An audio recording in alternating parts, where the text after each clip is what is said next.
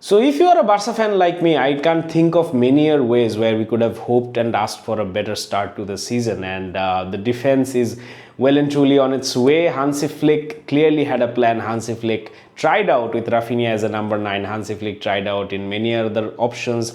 Benched Koundé, tried once again with Xavi Esparat, and all the combinations and all the substitutions and all the changes that Hansi Flick brought to the team in the first game of the season seemed to be working. And as I've said, as a Barca fan, I honestly couldn't hoped for a better start, but there are definitely some points that we need to discuss. There are some players we really need to put under the spotlight for both good and bad reasons, and definitely there is a lot to talk about. So without further ado, let's get straight into it. So my name is Azim, this is Talking Tiki Taka, once again back to another match review of Barcelona. So this game really had a lot on its shoulders, because all the tension that has been going around regarding Alvarez and Justin Gerrard not being able to land a number 9 yet, I think a lot of eyeballs were absolutely hooked on who is going to play in that number 9 position, and that brings us to the MVP, Rafinha, and what an experiment. I think we all could see that this match was going to be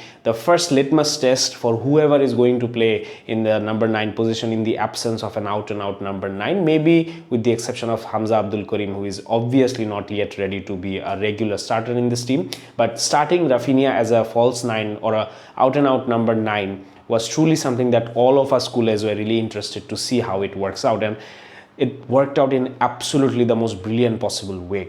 Rafinha not only just pressed, Rafinha not only just finished clinically, Rafinha not only just combined with the other forwards absolutely perfectly, he in general was a natural number 9. If you just take his name and number away, and if you just see the player playing in a specific position, and if I ask you how that specific player was in that specific position, you would absolutely rate him 10 out of 10, and you would say he's a genuine number 9. And that was his positioning, him making space behind the lines, and just in general being a target man, holding the play up and connecting with the midfield.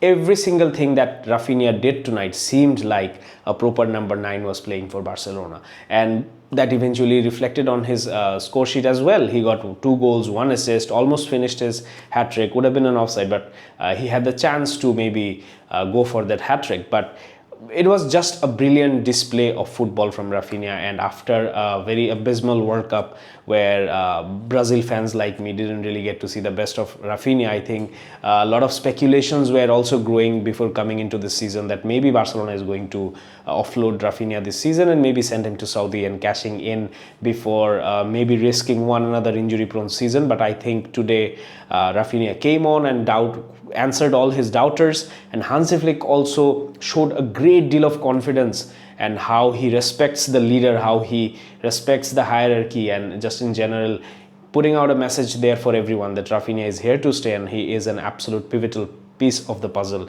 when it comes to the Hansi Flick system. So apart from Rafinha, I think we have to talk about some few players as well, and though clearly Rafinha might have been the MVP, but I'm going to talk about Eric Garcia, who was very close to being an MVP for me as well tonight. So the journey of Eric Garcia is quite fascinating. A couple of seasons back, I was one of those very vocal kind of protesters who wanted Eric Garcia out of the club, because I didn't really see a lot of merit in playing as a centre back, because that was not really working out. He was constantly making mistakes, he was being caught off guard, he got red cards, and just in general he didn't seem like a very reliable centre back. And then Hansi Flick came in, tried him out as a CDM, and just in general maybe as a fullback, in certain cases in midfield, even in advanced positions. And just in general it showed the utilitarian ability of Eric Garcia in the last couple of seasons. And in this season, right at the start of the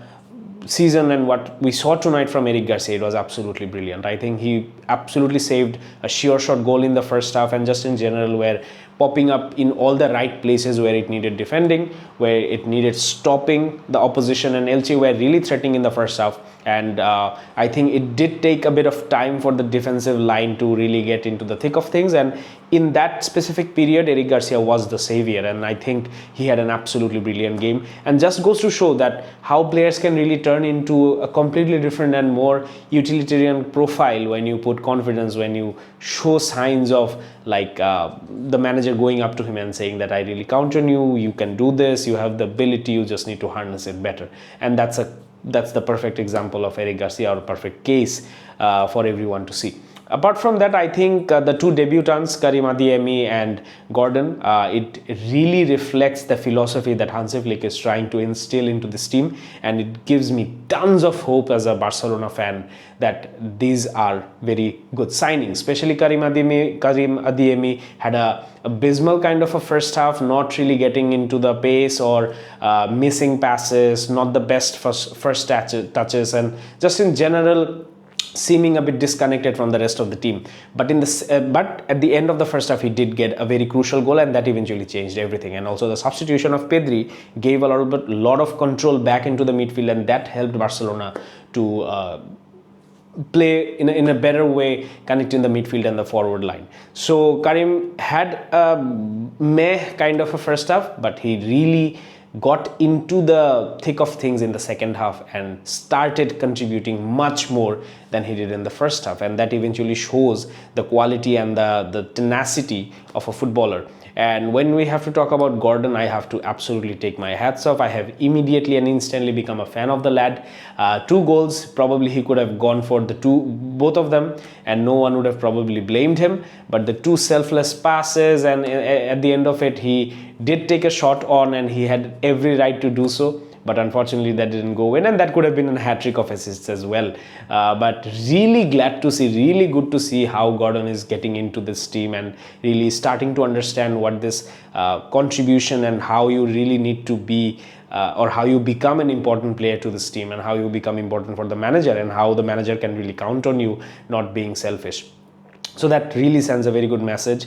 Xavi Espart, I think, is a standout performer, and it goes to show why Hansi Flick has been showing so much confidence and relying so much on this youngster. And I think he played 3 to 4 games last season, and starting the first season opener for Hansi Flick, playing consistently in the preseason, and just in general, Hansi Flick is sending out a message to Balde and Koundé and everyone in the team as well, that you have to earn your place. There is no guaranteed place regardless what your name is. Even if you are Lamine Yamal, if Karim Adeyemi is scoring, if Gordon is playing well, then maybe you have to prove yourself to get back into the starting 11, and that's a healthy competition that any good team really needs to have and really needs to nurture, and this is the way it should be. So extremely happy with all the performances, the debutants, the new players, the La Masia kids. I think Gerard Maldini had a decent game, made a very crucial save. I think since Pedri came on, he showed us once again why we consider him the best midfielder in the world, and the game just absolutely turned on its head, and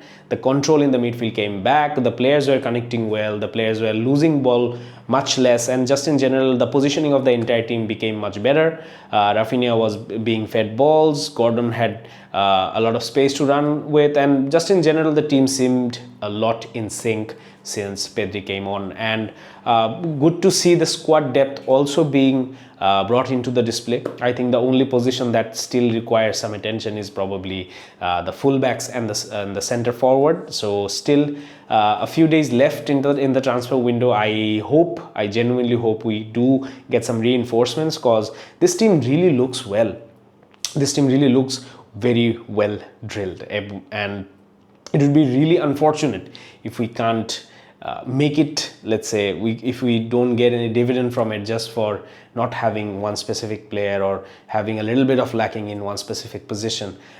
This is something that I hope Deco and Flick and Laporta really looks into, because we are really that close to building a squad, building a team that is really, really, really close to, let's say, reaching 3 titles competing potential. And we are not actually that far away from it. So thank you so much for sticking around. This was the absolute best possible way to start the season, and I absolutely cannot wait for the next match and the matches to come. And definitely do stick around with Talking Tiki Taka to catch all the match reviews and the analysis and just in general my feedback on the games that are happening on La Liga. So see you in the next video. Till then, and as always, Piscal Barça.